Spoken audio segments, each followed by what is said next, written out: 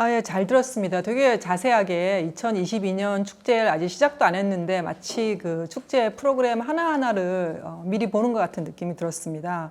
사실 이 단체는 1997년에 독일 최초의 장애예술제 그렌첸로스 페스티벌이라는 걸 시작을 했고요. 당시에는 그게 이제 이렇게 이어질 줄 몰랐는데 사람들이 너무 반응이 좋아가지고 지금 이제 25년째 이 그 포용적 예술 활동 전반적으로 지금 전방위로 활동을 하고 있습니다. 아까 설명에도 나왔지만 대여섯 개 축제나 행사들을 1년에 걸쳐서 진행하면서 그 크게는 이제 포용적 예술, 그러니까 장애 예술의 바운더리에 들지만 실내 축제, 실외 축제 등을 망라해서 활동을 하고 있습니다. 사실 이제 뭐 이렇게 하다 보면 제일 힘든 게 어떻게 보면 이제 조직의 운영에 관한 건데요. 이게 말을 안 할 수가 없을 것 같아요. 그래서 아마 제일 큰 부분이 공적인 지원금일 것 같아요. 그래서 어느 정도 비율인지 그 지원금의 의존 비율이 어느 정도인지 그리고 이제 노리미츠 페스티벌 같은 경우 봐도 우리가 잘 알고 있는 독일의 제일 중요한 동시대 예술 극장인 하우를 지금 파트너십으로 하고 있단 말이에요. 그런 이제 파트너십들도 어떻게 찾고 있는지 뭐 이런 거에 대한 질문을 먼저 해보고자 합니다. Yeah, thank you for your kind words. So that it's indeed a very interesting and question, and it's a very challenging part as well. And first of all, I must give credit at this point to Andreas Meder. Andreas Meder is our festival director, and which basically is the reason why all those festivals are still happening and where still exist basically. And so those festivals happened or have a history of 25 years.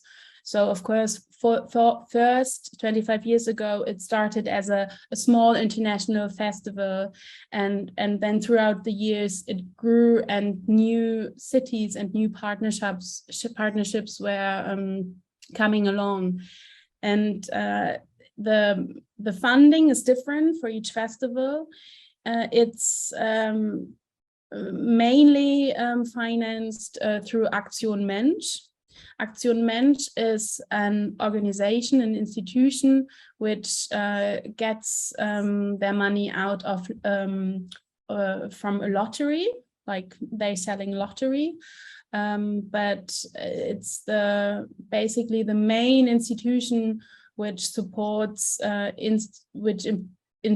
which supports projects for kind of with disabled persons, or in various ways, like building houses, helping making barrier-free, how do you say, projects in multiple ways, digitally, but also accessible, like buildings. And so all the festivals are funded by Aktion Mensch, and it's a funding based on every festival. So you need to apply for every festival again and again. So it's not a security that every festival can happen every year again and again. So you still need to apply and hope that you get the money for it.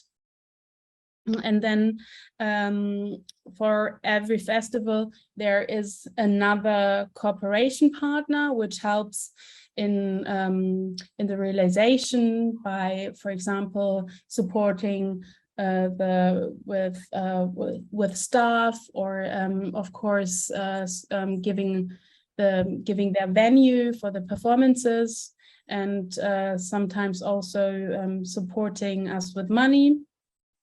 And for example, No Limits is funded by Berliner Senat. So this is a festival which has a huge amount of public money. but there again, you need to apply for it. So it's there isn't the security that the festival will happen the next 10 years. And one last thing, and we are at the moment we are working on that. We're trying to restructure our institution just to be able to have more staff on board, because it's just an incredible amount of work for such a small team. 네, 감사합니다.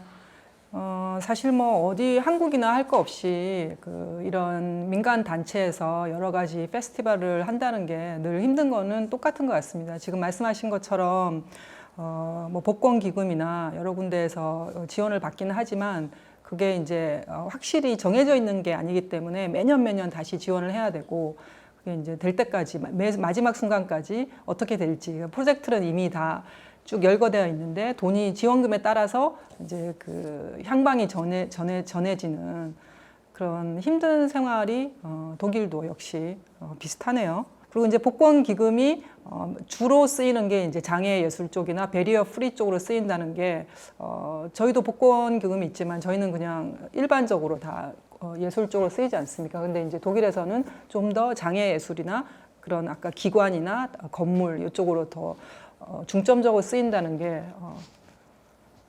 네, 좀 중요한 점인 것 같습니다. 그 다음 질문은 제가 이제 콘텐츠에 대해서 이제 질문을 한번 해보겠습니다. 제가 운이 좋게 이제 2019년에 그 유럽에 있을 때 노리미츠 페스티벌 한 5일 정도 방문할 기회가 있었는데요.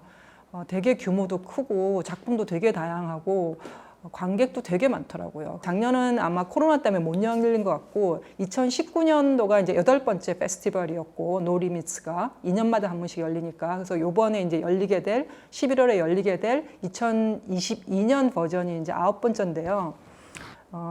최근에 이제 저번부터 마이클 추린스키라는 되게 유명한 안무가가 코 디렉터로 참여하게 됐습니다. 그래서 그 약간 배경이 약간 궁금하고요. 그 전에는 이제 이 페스티벌이 인터내셔널 티어터 페스티벌이었더라고요. 그래서 주로 연극 쪽에 이제 관점을 갖고 있었는데 이분이 아마 조인하면서부터 약간 퍼포먼스 쪽으로 좀 더 선회한 게 아닌가 싶은데 좀 더 자세한 얘기를 듣고 싶고, 그리고 거기에 따른 어떤 축제 어떤 변화, 어떻게 보면 당사자성이 더 좀 부각이 됐나? 뭐 이런 생각도 저는 이제 들기는 하더라고요. 그래서 그런 전반적인 얘기를 좀 듣고 싶습니다. Yes, no. So Michael Turinski is a dancer and choreographer. I think he would say he's first a dancer and choreographer, and then secondly he is a curator or yeah. So this year he is participating as a choreographer, and we're, like I said, very happy about it. And I would say that No Limits in particularly is showing from the beginning on, or from the first how do you say it? From the first No Limits on, the most bravest and the most interesting production in terms of contemporary art, dance, and theater. So it's always about what's it's also about what is a dialogue which comes along with the production, or what is kind of the state of the art. So I would say this year, No Limits 2020, there are a lot of theater production as well. But also those theater productions are not classical theater productions. All the ensembles, they created their own text, and for example, like Welt ohne uns from Meine Damen und Herren, it's a very performative, show. And we have some dance productions as well. So I would say it's a really interesting mix of aesthetics, but hopefully, or that's what we are trying to achieve. Always productions which opens up and trying something new, and breaking some boundaries, and asking with their performance, or questioning some norms in terms of body norms, or I say social discussions or aesthetic norms. Maybe one thing I can add, just to what I actually forgot, but it's also important, that we try to get in for every festival, or especially for No Limits, we try to get in new curators. So for every festival, there's a new perspective on things, and so that's why Michael Torinski was there the last time and is now there as a choreographer. It's also an ongoing important discussion we have in Germany about who is in charge of developing and curating and organizing festivals for disabled artists, especially when you're non-disabled. And we are working on that, especially, for example, for the next festival, No Limits. We would love to have a team of intellectual disabled curators. So we're trying to work on that as well. How can that work? And of course, it's very important to that disabled artists play a main role, or are, you say, not a marginal point in as well in leading positions in our company, because the perspective and the program changes automatically, because you can emphasize, but you can't have the same perspective when you're not disabled. This year, actually, but also I must say, Lebenshilfe Kunst und Kultur includes a lot of ensembles with intellectual disabled artists. And that raises as well another question, or has another another question on how to work together. So that's, like I said in the beginning, we're working on that, and hopefully in collaboration with the theaters, Rambazamba Theater, Theater Tikva, Meine Damen und Herren. For example, we're trying to work out a system which will work for the next edition. And what is great for the art scene, not so great for us, is that at the moment there are lots of opportunities to work for disabled artists, and the art sector, the theater scene in Germany opened up for disabled artists, and inclusion at the moment is happening with various funded programs, which I'm so grateful for. What is not so great for us, it's that all the artists are highly demanded, and of course, then they are not there to curate a festival or be involved, because they are mainly artists and not organizers or curators. But that's something to work on, but it's very important for us, as an organization. 네. 답변 잘 들었습니다. 사실 한국에서도 이게 이제 아직은 큰 이슈는 되지 않지만, 그러니까 당사자성이라고 이제 말은 많이 하는데, 독일에서도 그게 계속 지속되고 있는 이제 논의 중에 하나인데, 펀딩이 같이 열리면서 이제 기회가 많아지고 있는 면은 어떻게 보면 되게 고무적이다. 당사자성의 라는 그 의미를 좀 더 다양하게 해석하고 작품 큐레이팅 할 때부터 팀을 짤 때부터 인력을 구성할 때부터 이제 그런 질문들이 같이 들어가야 된다라고 이제 얘기를 하는 거죠. 그 같이 포함돼 있을 때와 그렇지 않을 때는 다를 수밖에 없다라는 거를 이제 지적을 해주셨고요. 예. 저도 공감하는 바입니다. 그 다음에 이제 이 축제가 또 하나 제가 갔을 때 동시대 컨템포러리 작품도 되게 많이 오지만 그거와 더불어서 그 심포지엄도 굉장히 심도 있게 그 구성을 하더라고요. 그래서 그 심포지엄 한 3일인가 4일 동안 일어나는데 그 구성하는 사람들이 따로 있더라고요. 근데 그분들이 이제 거기서는 당사자성을 바로 해가지고 그 장애를 가진 사람들이었어요. 그 큐레이터 중에 한 명이 만성 통증을 가진 사람이었거든요. 그래서 겉으로 드러나지 않지만 이제 그분은 몇 시간 이상 일을 할 수 없다 그러더라고요. 한 3시간 정도 일하면 아파서 쉬어야 된다 그러더라고요. 그래서 그 축제 곳곳에 쉬는 방들이 있더라고요. 그래서 아무도 없이 그냥 조용히 들어가서 하다가 그냥 정말 막 자기가 원하는 시간에는 휴식을 취할 수 있는 방들도 온전히 있고, 그래서 그런 걸 보면서 되게 인상적이었고, 근데 거기서 하는 얘기들이 굉장히 거의 뭐 학술대회처럼 그 수준을 갖고 있더라고요. 그래서 제가 갔을 때 이제 그 세미나 주제가 Disability Arts and Crip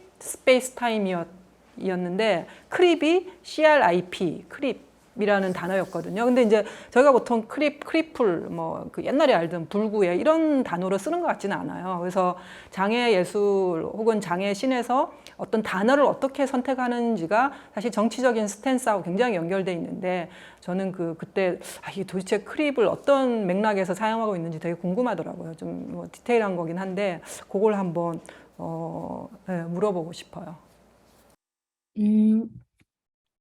I can't exactly say why the choice of the curators from 2019 was in depth, but just the wording crip was first introduced from the English speaking art scene or basically disabled activist scene, and first it was used by disabled persons as a same of a self empowerment, basically to claim back their rights on labeling themselves rather than being labeled. It's a bit like the word queer, which was a swear word, and the queer community kind of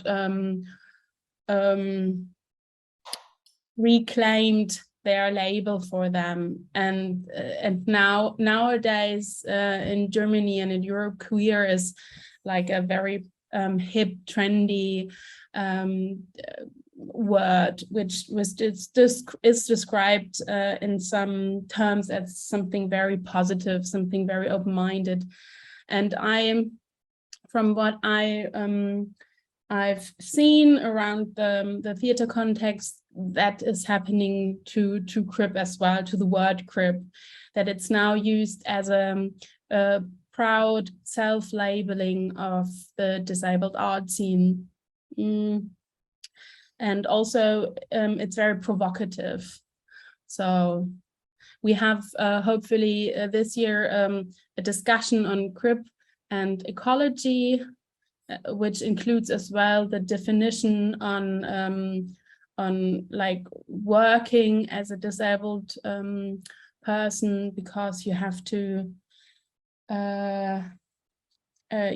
kind of adjust your capacity of working to a normal society, but what could happen when the normal working non-disabled people adjust their time to kind of crib time.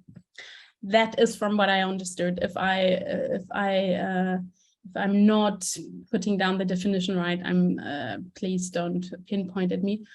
But yeah, I think it's for example, I wouldn't use the term crip, but I find it extremely interesting and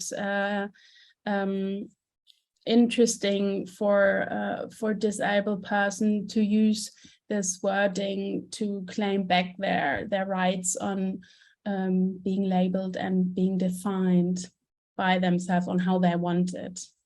예, 좀 궁금한 점이 풀리기도 했습니다. 지금 방금 말씀하신 것처럼 영어권에서 먼저 쓴 말이긴 한데 크립이라는 게 그러니까 다른 사람들에 의해서 불구라고 불려지는 게 아니라 장애인들 스스로 그 단어를 다시 재정의하면서 다시 전유했다는 거죠. 어떻게 보면 전복적인 의미도 있는 거죠. 그래서 이제 퀴어처럼 그런 이제 뜻이 담겨 있다는 거. 그래서 흔히 우리가 보통 이제 방금 말씀하신 것처럼 장애인과 비장애인 같이 어울려서 작업할 때 장애를 갖지 않은 그 사람들의 그 스탠다드로 일을 하게 된다는 거죠. 근데 이제 그 반대를 한번 상상해 보는 것도 굉장히 필요한 타이밍이다. 이제 이런 말씀을 해주셨습니다. 자, 이제 마지막 질문을 할 텐데요. 그러면 이제 지금 사실 독일의 이제 그 컨템퍼러리 예술 씬에서 장애 예술이 어느 정도 이제 그 어떻게 지금 결합하고 있는지 어느 정도인지 그런 게 이제 밖에서 봤을 때 좀 궁금해요. 그러니까 독일은 굉장히 컨템퍼러리 예술에서 이제 앞서가는 나라 중에 하나이고, 그게 물론 뭐 장애와 비장애 예술계가 이분법적으로 존재하지는 않지만, 제가 그때 잠깐 봤을 때도 그게 이제 이렇게 약간 연결되고 있다는 느낌이 들었고, 심지어 동시대 예술에서 장애 예술이 이끌어가는, 리드하는 면이 있다라는 것까지 저는 약간 느꼈거든요. 그래서 아까 말씀하신 그 올해 작품 중에 아까 루시 윌케 그분의 아까 작품이 티어터 트랩펜이라고 하면 사실 도곡권에서 제일 중요한 그 페스티벌 중에 하나인데 거기에 이제 아까 참여했다 뭐 이런 얘기. 그다음에 또 제가 그때 들은 얘기는 뮌헨 캄메슈필레 극장 이제 그 스테이트 극장이죠. 거기에 정단원 중에 한 명이 또 이제 장애 배우가 들어간다 뭐 이런 얘기를 들었어요. 전체 씬이 어떻게 되는지 그 내부의 얘기를 한번 들어보고 싶은 마음이 있습니다. The example of Lucy Wilke, of her production scores that shaped our friendship, and Münchner Kammerspiele, the state theater in the south of Germany, in Munich, are excellent examples to show the current developments which are happening in Germany, actually, in terms on how to include disabled artists in a predominantly non-disabled art sector, and this is a new development. There have been some experiments some years before but they didn't really work out. And to explain, I hope I don't talk too long, but to understand the German art, the theater scene there is a difference between the fringe theater scene and this kind of the theater scene which is funded by the public, because we have a large theater scene funded and well established and structurally secured mainly for every city. So there are a lot of theaters producing their own theater performances. But so far, they have been really closed to integrate disabled artists, even because there weren't any ways to get an education for disabled artists. And then, of course, if you don't have an education as an actor, it's really hard to get into this well-established theaters, which are often, or their working spaces, which are often non-barrier free. So you have a lot of barriers and excuses as well to not integrate disabled artists. And therefore, the fringe scene was way more experimental, way more advanced, way more ahead of the time to include and work with disabled artists on stage, but also behind the stage. So that's why now, for example, ensembles like Rampa Zamba or Meine Damen and Herren, they're starting now to emerge themselves with those state theaters. And as well, there are more and more productions where state theaters are collaborating and are integrating with disabled artists. And the Münchner Kammerspiele, for example, they have, I think they have 6 artists with a disability, 5 or 6, and now they're working on as well on rebuilding the historical theater venue into an accessibly free theater. So yeah, there's a lot happening, and for example, there's a new funding coming along by the German government, which aims directly at inclusion and supports those working connections by giving money and saying, you have, as a state theater, it's your responsibility, so please work together with those ensembles who have been a long history of working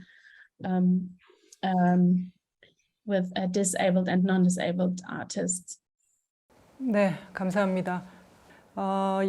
사실 영국에서는 이제 뭐 그 런던 올림픽 이후에 런던에서는 좀 그 공적 자금에서 어떻게 보면 이제 좀 강제적으로 그 큰 베뉴들이나 작은 극장들도 접근성 쪽에서 할 수 있게끔 이렇게 지원금을 내고 지원금을 이제 받고 평가하는 데 있어서 그런 항목을 넣기도 하더라고요. 근데 이제 독일도 이제 지금 방금 말씀하신 것처럼 국가에서 주는 공적 자금에 공공극장이 그 장애, 비장애가 같이 할 수 있는 프로젝트를 하게끔 그런 펀딩을 거기에 특화되어 있는 지원금을 만든다는 것 자체가 그걸 이제 장려하는 거죠. 그래서 그런 식으로 해서 지금 이제 두 씬이 이제 만나는 과정이 이제 그 좀 활발히 되고 있는 것 같습니다. 감사합니다. 사실은 짧은 시간에 그걸 다 저희가 이해한다는 건 쉽지는 않지만 사실 이런 얘기만 들어도 관심 있는 분들은 더 찾아보고 이게 팔로우업 할 수 있을 것 같아요. 그래서 지금 여러 가지 정보나 웹사이트들이 지금 많이 지금 프레젠테이션에서 나왔기 때문에 독일 장애예술에 좀 관심이 있으신 분들은 이걸 따라서 미리 리서치를 하고 또 기회가 됐을 때 가보기도 하고 그러면 좋은 자료로서 활용될 수 있을 것 같습니다. 오늘 이렇게 지금 행사를 하고 있는 와중에 바쁘신데도 불구하고 이렇게 함께 해주셔서 자세한 설명을 해주신 크리스티나에게 감사하다는 말씀 다시 드리고요. 향후에 이제 노리미츠 서울하고 노리미츠 인 베를린이 다른 네트워크로 이어갈 수 있기를 바랍니다. 감사합니다. Thank you so much for having me and for the opportunity to talking about our festivals. And thanks for the interesting questions, and it would be lovely to continue the discussion. So if you have any more questions, you are free to contact us here in Germany. You're more than welcome to come to No Limits in Berlin, which is happening in November. And such a shame I can't be in the same room with you, but also it's great that through the pandemic we opened up through multiple ways on finding exchange through digital methods. So see you soon, online or in present.